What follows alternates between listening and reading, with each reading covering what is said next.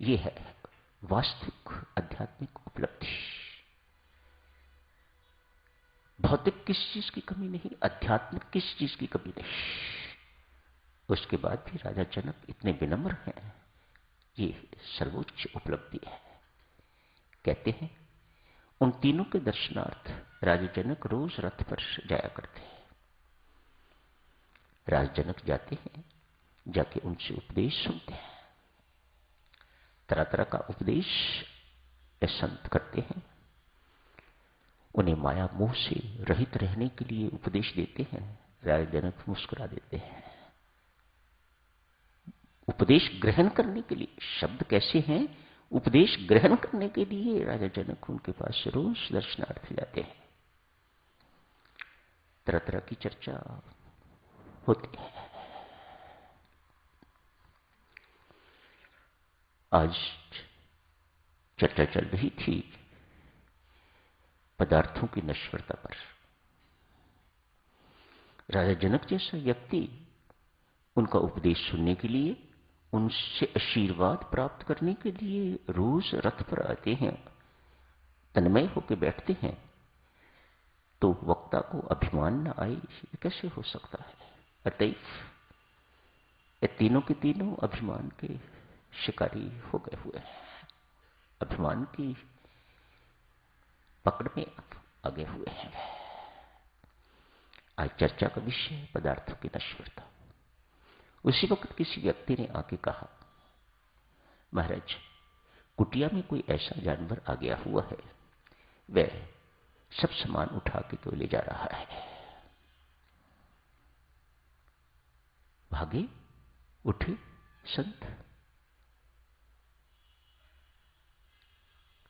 देखा जो कुछ भी था थोड़ा बहुत वो तो ले गए, लेकिन लंगोट जो कल पहनना था, चिंता तो उसकी थी जरा, कल क्या पहनेंगे, तो उसे उठाया तो उनने जरूर, लेकिन जमीन पर ही फेंक गए। प्रसन्न हुए, उचित स्थान पर अपने लंगोट को डाल के जो कुछ भी करना था पुनः आ गए। राजा जनक प्रतीक्षा कर रहे हैं।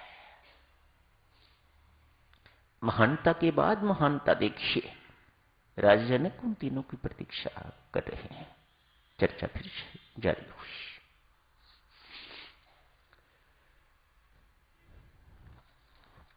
क्षमा मांगी। राजा जनक ने बीच में व्यवधान पड़ा, क्षमा कीजिएगा, अपना दोष कोई नहीं, लेकिन उसके बावजूद भी क्षमा मांगी है। एक नौकर भागता भागता आया है, राजा जनक को आके सूचना दी, राजा जल्दी उठो, जल्दी करो, महल में आग लग गई है। मंत्री महोदय को कहो, मैं इस वक्त संतों महात्माओं की चरणशत में बैठा हूं, उनके सानिध्य में बैठा हूं, उनकी सत्संगति में बैठा हूं। अपने भीतर की अग्नि, अंधकार की अग्नि सत्संग की वर्षा से बुझा रहा हूं। कोई व्यवधान न पड़े, मेहरबानी करके जो कुछ मंत्री महोदय को कहो करना हो, उचित हो वह करें, मुझे सूचना देने की कोई जरूरत नहीं। पुनः माफी मांगी, मेरे कारण चर्चा में व्यवधान पड़ा, क्षमा कीजिएगा।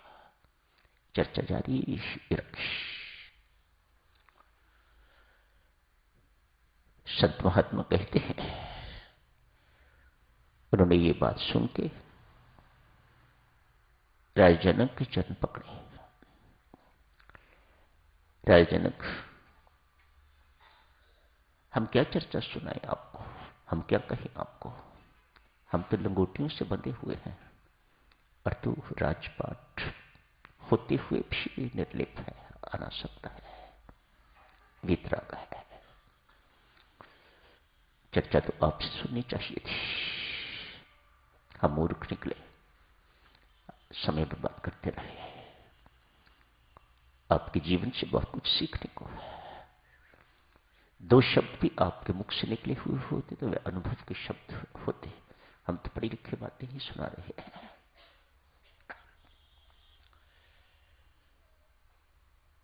आज महर्षि याज्ञवल्क्य की चर्चा हुई। कहते हैं दिव्य सच में, महर्षि याज्ञवल्क्य सत्संग का शुभारंभ नहीं करते थे जब तक राजा जनक आ नहीं जाते थे। ऐसा वीतराग पुरुष जब तक सत्संग में आके बैठता नहीं था तब तक सत्संग शुरू नहीं होता था। संत महात्मा बैठे हुए होते थे, ऋषि मुनि बैठे हुए होते थे, मन में उन सबके यही विचार, बड़े लोग हैं, चापलूसी करनी पड़ती है, इनके पास तो, इनके साथ तो हारे को काम पड़ता है। याज्ञवल्क्य एक ऐसे ऋषि हुए हैं, रेयर ऋषि, जिनके पास भौतिक संपदा की कोई अंत नहीं था, अतीत, बहुत अमीर संत हुए हैं। सामान्यता संत हैंड टू माउथ ही होते हैं, गरीब होते हैं, लेकिन ये, इनके पास संपदा की किसी कमी नहीं थी। इनके लिए भी सोच रहे हैं, संसार है, किसी को स्पेयर नहीं करता, इनके लिए सोच रहे हैं, भाई इनको भी जरूरत पड़ती है, इसलिए राजा जनक जैसे बड़े आदमी की इंतजार कर रहे हैं। महर्षि याज्ञवल्क्य इन सबकी मानसिक चर्चा बड़ी आसानी से सुन रहे हैं कि ये क्या चर्चा इनके अंदर चल रही है। राजा जनक का आगमन हुआ, सत्संग का शुभारंभ हो गया। महर्षि याज्ञवल्क्य ने सोचा इनके मन की शंका दूर करनी चाहिए। भागता भागता एक सेवक आया, आके कहा, महाराज मिथिला नगरी के चारों ओर आग लग गई है। राजा जनक से आके कहा, बात सुन ली, उसके अपने पास बिठा लिया, बैठो इधर, जो तेरे भीतर आग जल रही है पहले उसे बुझा। बाहर की आग ने तो किसी को स्पेयर नहीं करना, आज नहीं तो कल इसमें हर कोई जल के रहेगा। तेरे भीतर की आग जो जल रही है वह यही बुझेगी, इनकी चरण शत में बैठने से बुझेगी ये आग, बैठ इधर। दूसरा आया, उसे बिठाया, तीसरा आया, उसे भी बिठाया। मंत्री महोदय आए, देरी न करिए राजन, सारी मिथिला नगरी जल के राख हो जाएगी, हुक्म कीजिएगा, आपके हुक्म की प्रतीक्षा है। मंत्री महोदय को कहा, बैठ इधर।